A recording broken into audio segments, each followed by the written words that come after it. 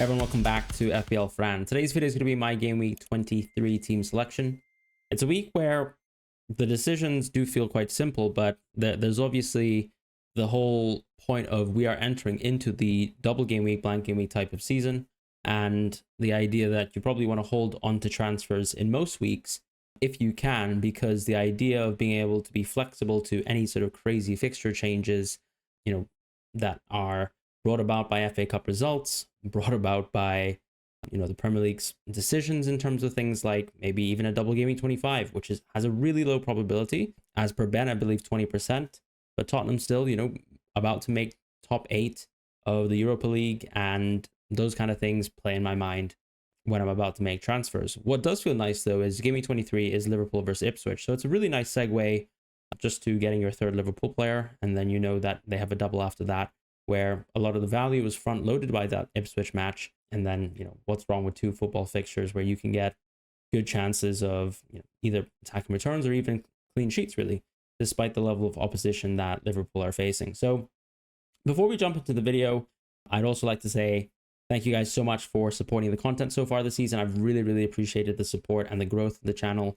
It's all thanks to you. This is a really busy part of my life, unfortunately, because I'm still working full time, and I really do apologize that I haven't been able to get back to the YouTube comments as much as I really would want to do. So this is just an open request to say, if you have enjoyed the content so far, please feel free to drop a comment on any kind of questions you have below. I will ensure that I answer as many questions as possible this Friday evening. And also, if you've enjoyed the content and you're not subscribed, please feel free to subscribe. It really does help support the growth of the channel and all the content that I produce. So thank you guys so much if you've enjoyed the content and want more and want to see more. So another thing I'd like to do is also shout out Fantasy Football Hub. They've been supporting me with sort of my content creation journey this season. Great tool that I use personally. I mean, you've seen me use it in my videos, but they have a wide array of other tools that I haven't showcased myself that really will help you do well in your seasons, do well in your leagues. If you're interested in that, have a look at the link in the description below. All you need is there. I think the free trial is still on offer. If you're interested in actually having a look at some of these tools, using them, and then evaluating whether you want to kind of pay for them going forwards, feel free to do that as well with the link in the description, as I said.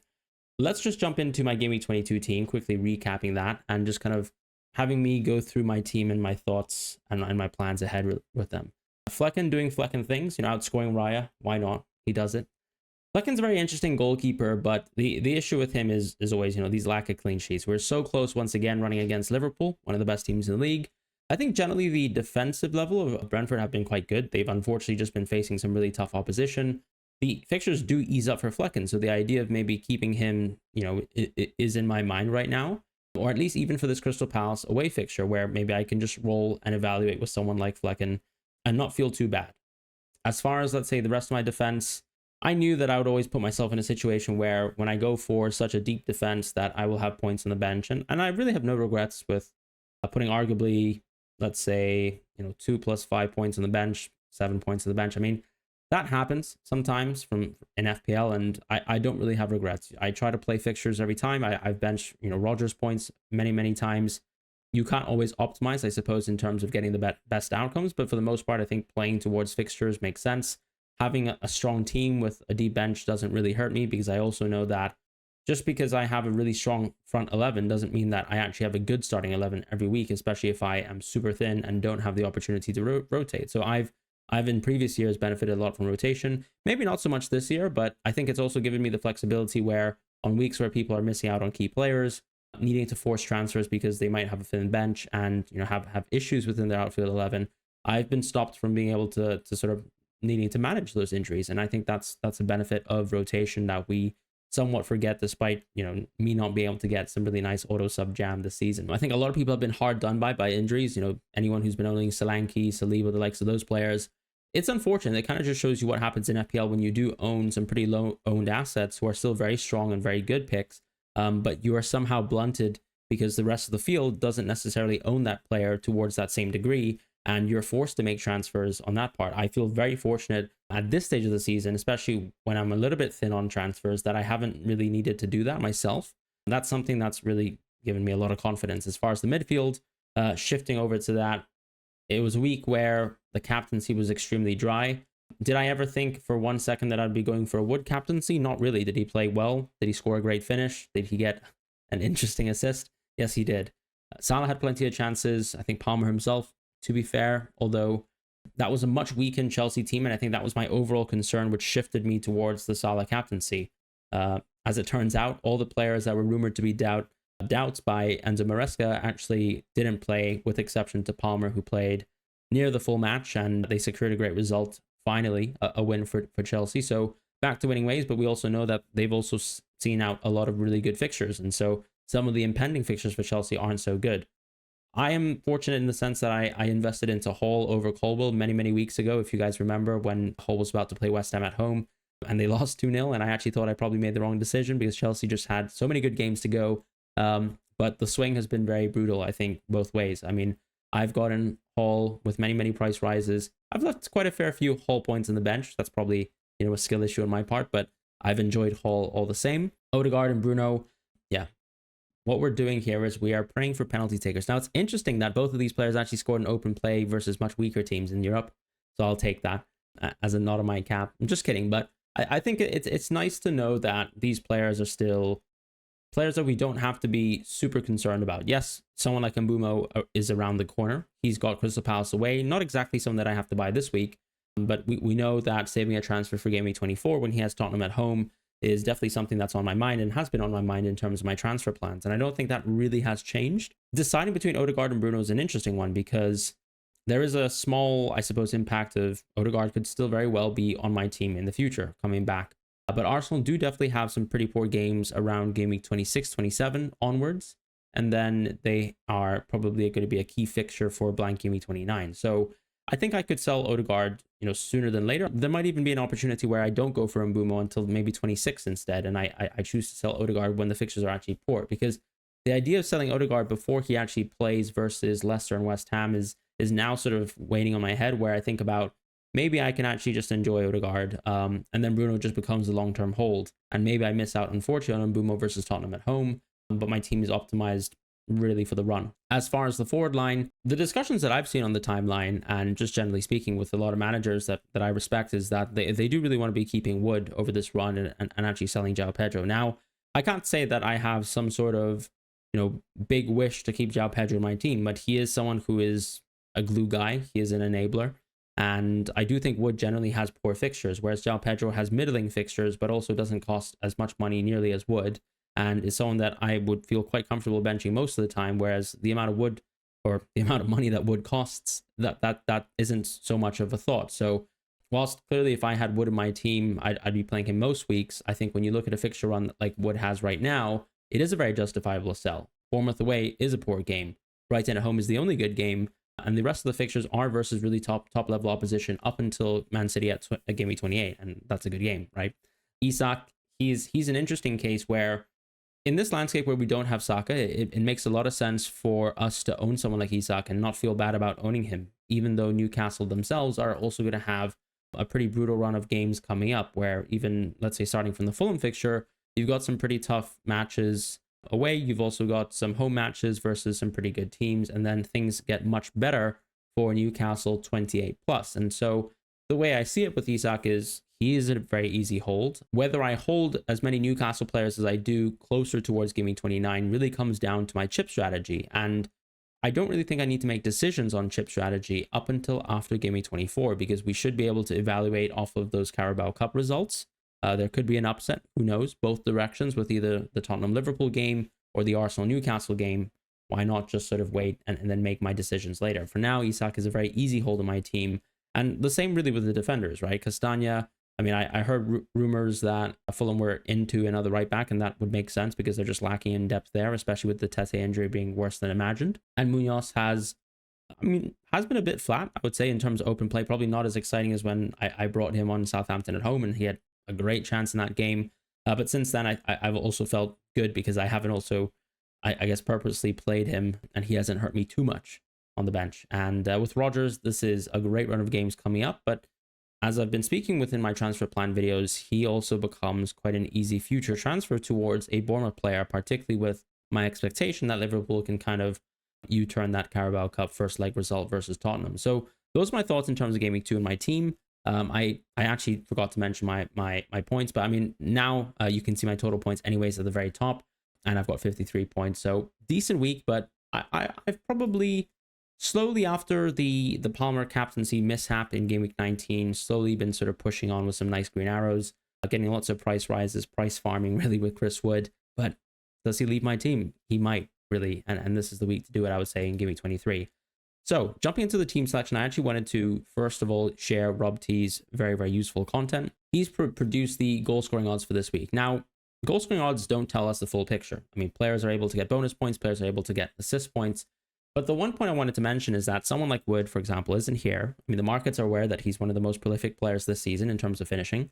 And Gakpo is also another very hot commodity that a lot of people have been looking at. And the reason why I wanted to jump into this top projected goal scorers before I jump into my defense is actually just on this sort of overall argument about how good Gakpo is for this run, how good a Liverpool attacker is over this run. And Gakpo seems like the player who's arguably the most nailed right now because of just performance, right? Compared to Luis Diaz, who's probably a little bit out of form. Darwin, who's shown some signs of life, but clearly isn't first choice over either two players.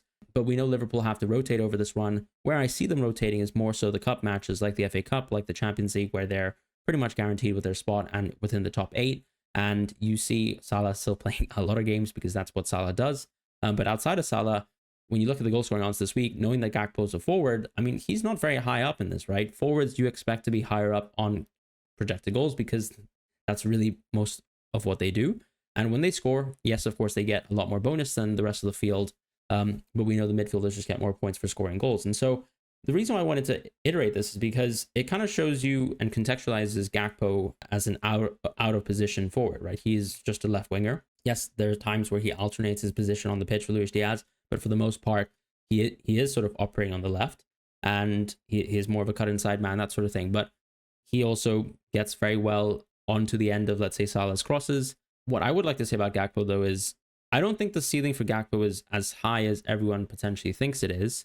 I think he's a very, very good pick. But I also think that when you're thinking about how to invest into some of the teams within the doubles that we have absolutely confirmed, like Everton and Liverpool, ultimately, there's nothing wrong, in my opinion, with going double Liverpool defense and then also choosing to maybe even use the forward position as an opportunity to get an Everton forward who has a really good game in hand with the Leicester game. And it's also a question of how you value this landscape. If you own someone like Gakpo going forwards, yes, the next 4 games in the Premier League and 3 game weeks, conversely, are very, very good. The issue with Gakpo, I think, is he does also become a future transfer because his minutes probably will decline a little bit. And the fixtures, when they're a little bit worse, Gakpo isn't necessarily one of the best forward assets in the game, even if he has good minutes.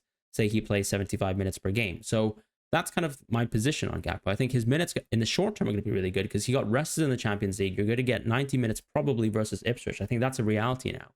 So there's a lot of short-term upside, but then he also becomes a future transfer out. And naturally, I do move towards making more medium to long-term moves that are robust for my team. And I've always mentioned Alisson because the beauty of me going for Alisson is I don't really have to even consider transferring out Alisson, even if they blank in Game Week 29. And I always have Flecken as a backup goalkeeper there, which is why that's allowed to happen. So those are my thoughts in terms of my general approach towards Liverpool, because I think that's the hot topic this week. I wanted to touch on Gakpo.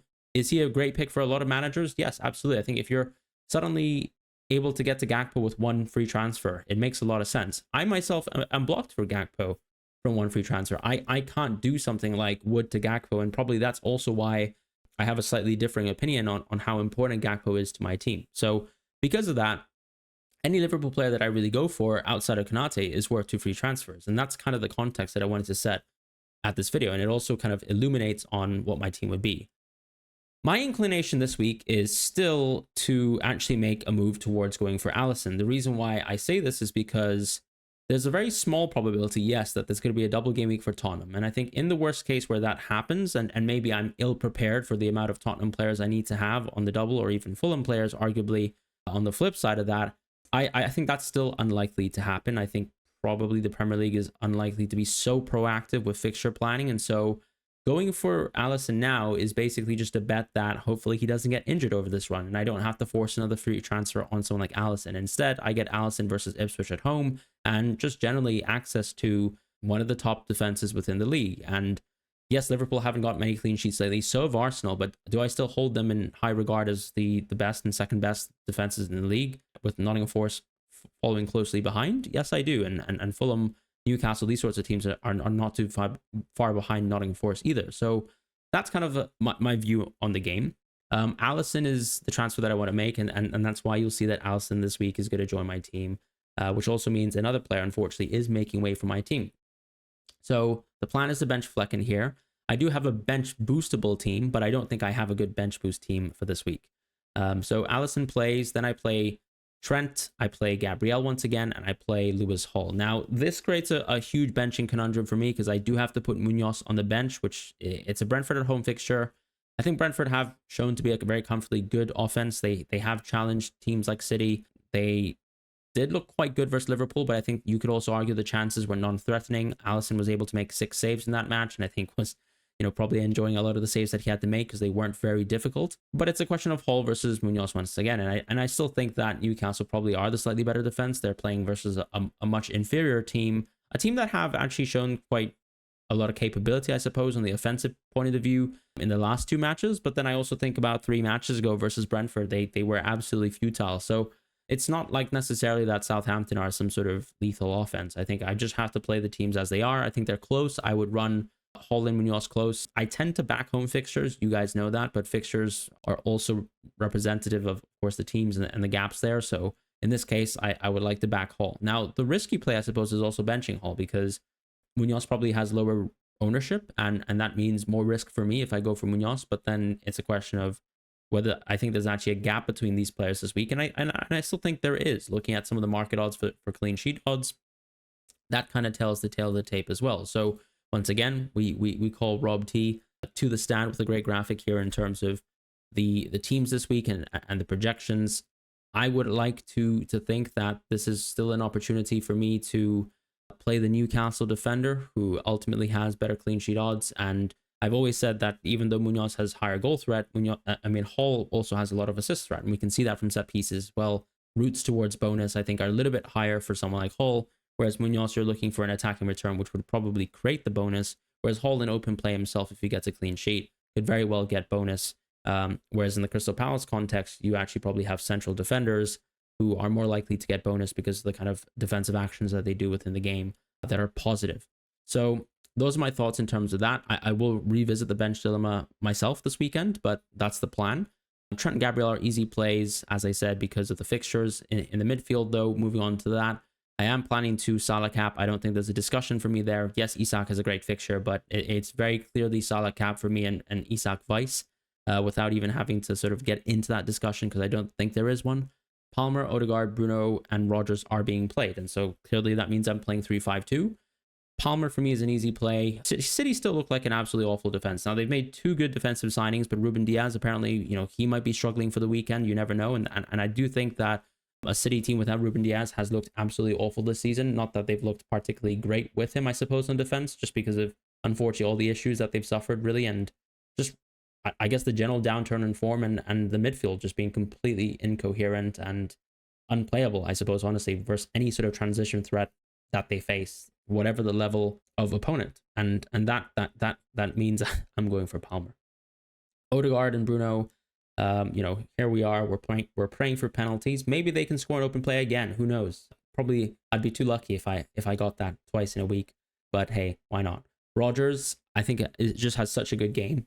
Rodgers versus West Ham at home. He might not be able to play the full extent of minutes because he's also had quite a big load on him. He plays a lot of minutes for Aston Villa. Other players get subbed earlier. He tends to get subbed a little bit later, especially when they're actually trying to win a match. But Aston Villa are also very much fighting on both fronts. So I'm happy to play Rodgers here, even though his minutes could be reduced. I still think he's shown over the course of the season that he's able to play multiple games within a week. And I really hope that I can benefit here in a match where he's playing versus West Ham, and still is a very key goal and, more importantly, assist threat for this team. I think his connection with Rodgers in terms of being able to kind of feed great balls in behind is great. Whether Watkins actually takes those chances is a different question. But yeah, I've really just enjoyed watching that sort of connection this season with Rodgers and Watkins. As far as the front line, moving over to that, I'm playing João Pedro and Isak. And on the bench, revealed is Dominic Calvert-Lewin. So I will be moving Wood towards Dominic Calvert-Lewin. I've enjoyed a lot of price rises from Wood. I think Wood is a very good player still.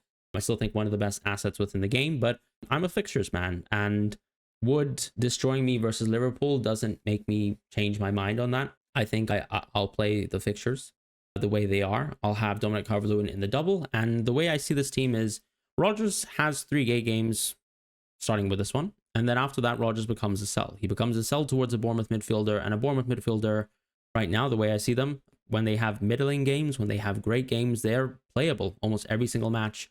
And I'm happy to have someone like Calvert-Lewin for a few weeks in my team, and then I can move him on towards another forward when I really need to kind of force another transfer. And I probably will have that sort of cash if I ever sell any of those Newcastle players, depending on, of course, how the blank falls, how I also change my chip strategy. But for now, I think I'm pretty set on the idea of moving off Rodgers in a few weeks' time, playing with arguably 7 players, and then Dominic Calvert-Lewin, who doesn't even look that bad because Everton are finally creating chances. I know Dominic Calvert-Lewin is not great at converting chances, but he still is able to convert some of them, as that recent goal versus Tottenham also showed. I know he also got plenty of chances and probably could have had a hat-trick, but that's life. I will take the chance of Dominic Calvert-Lewin, but more importantly, I get Alisson for Ipswich at home and the double. I did consider some alternative plans, and I just wanted to throw those out there because the team as it stands is going to be Flecken, Dominic Calvert-Lewin, Munoz, and Castagna.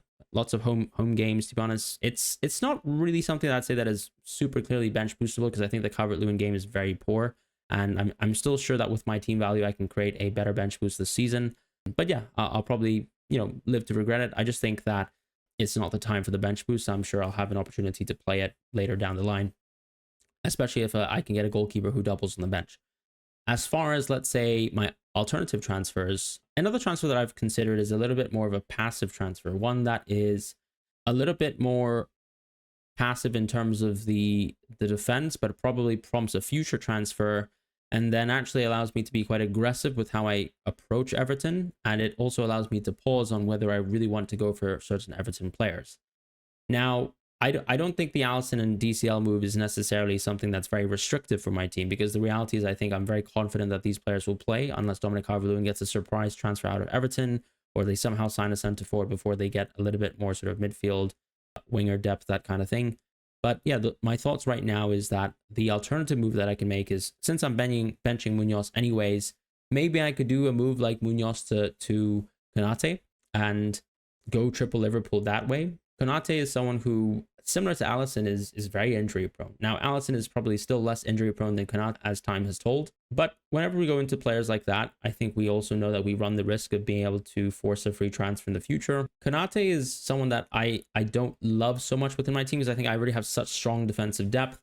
I'm not sure if I'd be consistently able to kind of optimize, I guess, the value that I'd spend in going towards Konate versus, let's say, if I went for Alisson, who I'd be playing most weeks anyways over Flecken, whereas Konate could still conceivably still be on my bench most weeks than not, despite his cost. And so that's kind of why I'm a little bit cold on Konate. I think, as I said, his injury threat is very much similar to Alisson, maybe worse, and that's kind of why I don't really want to spend that much money there. It does allow me to have 2 free transfers Gameweek 24, and that probably means I can double up those transfers on Everton. I can choose wisely when it comes to DCL and NDIA.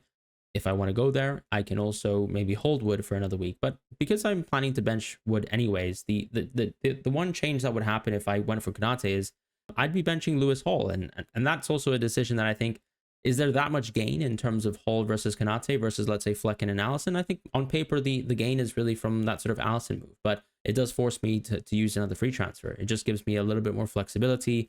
And maybe that's something that I do value. So do let me know your thoughts in terms of the Konate move versus the Alisson move. And the alternative, the third move, option C, is actually just rolling once again. So I spoke at the start of this video about a very, very small potential of a double Gameweek 25. If I want to open myself to the possibility of that actually happening, then maybe it actually makes sense to open myself up to all possibilities, and one including that. So by rolling this week, I could be playing Flecken instead. I'd be playing the same exact team, and maybe that's actually a good enough team, right? Crystal Palace away is not so bad a fixture. Crystal Palace is a bottom half offense, and even though Flecken unfortunately does play for a bottom half defense, it's still not not so bad. It's a goalkeeper at the end of the day, right? A goalkeeper change isn't going to probably change the world. I know Allison got 9 points last week, whereas Flecken was on the verge of more greatness and failed. But we've seen the likes of Raya, for example, get 1, 2, 0 points. And that happens, right? Because that's just football, unfortunately. But let me know what your thoughts are. Rolling is an interesting one because you know I love my transfers. I love using my transfers, but I also can't see that double Gameweek 25 really happening. I wouldn't like to bank on it. And sometimes just going into a team that I'm comfortable with and getting some upfront value with Ipswich at home, I want to be there. And a lot of people will be there with Gakpo. I'd like to be there with Allison probably. And it's not like I'll be burnt when any kind of crazy FA Cup or Carabao Cup results happen, because the team right now is still very strong. I've got really good depth, and I think I can manage all my transfers up until Game Week 29, regardless of what my chip strategy is from this point. So it feels like a move where either I lock in the value of a game like Ipswich at home, or I give myself maximum flexibility, or I feel like I follow the crowd's move, which is going for Gakpo.